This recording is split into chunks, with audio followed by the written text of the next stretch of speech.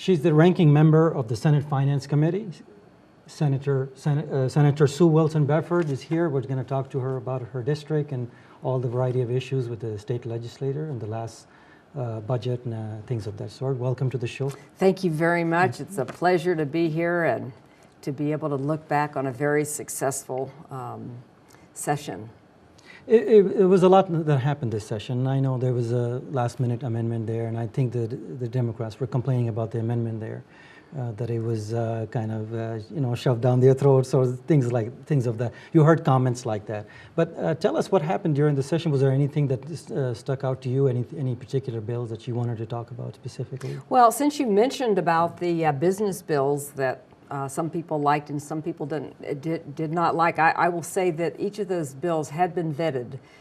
They were tweaked at the end, and I think it was a wonderful compromise. The budget committees are looking very cautiously at the upcoming year, considering sequestration, things that we are worried about in terms of layoffs with defense. One thing that hit us after the session, by the way, was the minerals that we always get very handsome monies from the federal government, just to find out that they're going to cut that rate. So we really hadn't even budgeted that. But so we are looking that big tax bill. We need some very very healthy tax laws here in New Mexico to be competitive with the other states, and I think especially the corporate income tax going down to 5.9 puts us on a very competitive rate. So if you do have jobs, you have to have some plans to be able to bring those jobs in if you're worried about some layoffs. Exactly.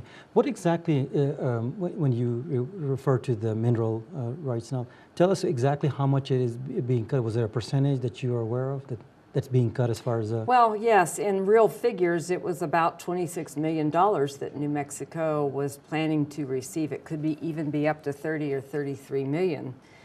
So if they cut just a 5%, from what they normally would give us, that is a large piece of our budget. And so we had not even thought about that issue. Mm-hmm. Fortunately, we have a very healthy reserve in New Mexico, and our challenge was to keep that reserve at just under 10%. What we worry about are things that are unexpected, such as fires and well, certainly money not coming in. So if we have to dip into the reserves, that's a very serious consideration, because that is counted for when we pay our bonds off.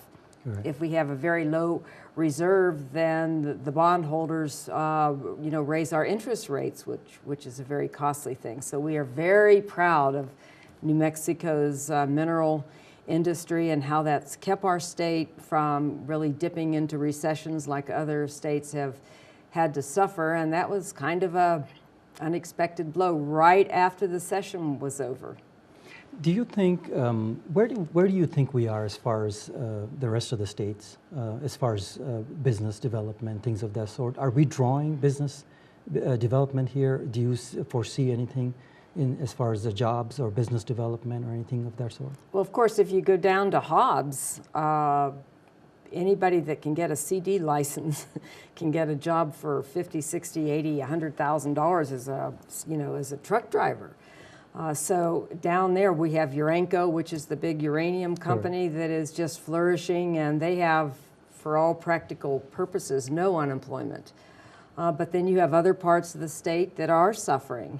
One of the things that we're very lucky about with our mineral industry is that does bring in monies that can hold us over if we do have some dips in our own job market. So that's the reason that really at that very last 24 hours of the session, we all came together, and I do understand some people were unhappy with that bill, but we made sure that the film industry was pleased with the extra 5% for TV series and so on.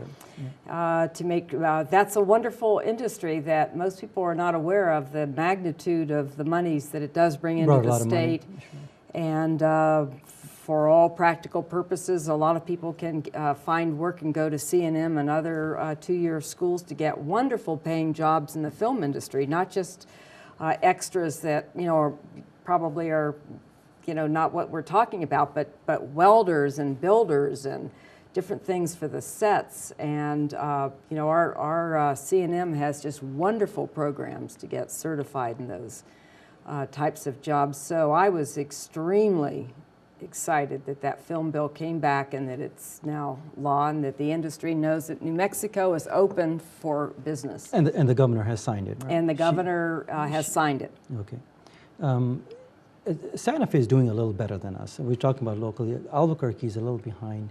Do you think there's any specific reason why Albuquerque is trailing behind economically?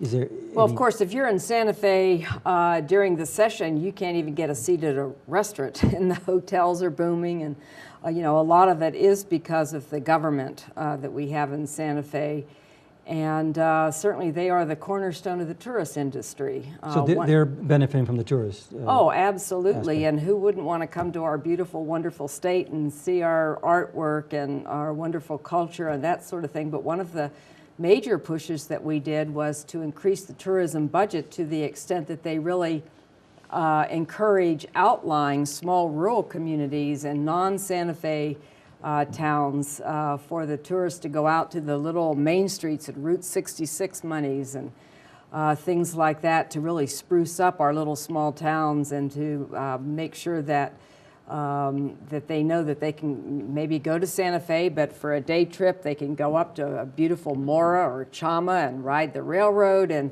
go down south to some of our art shows down there and just really branch out.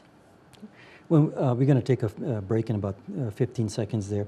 When we come back, let's talk a little bit about the labor issue. I know the minimum wage thing, we're honored to bring that up. And a couple other things related to that, the economy, jobs, and things like that. Okay, and then anything else that you want to get into, we'll get into it in the last segment. Talk a little bit about your district and all that. Okay. All right, sounds good. We'll take a short break. We'll be back with Senator Sue Wilson Beffort.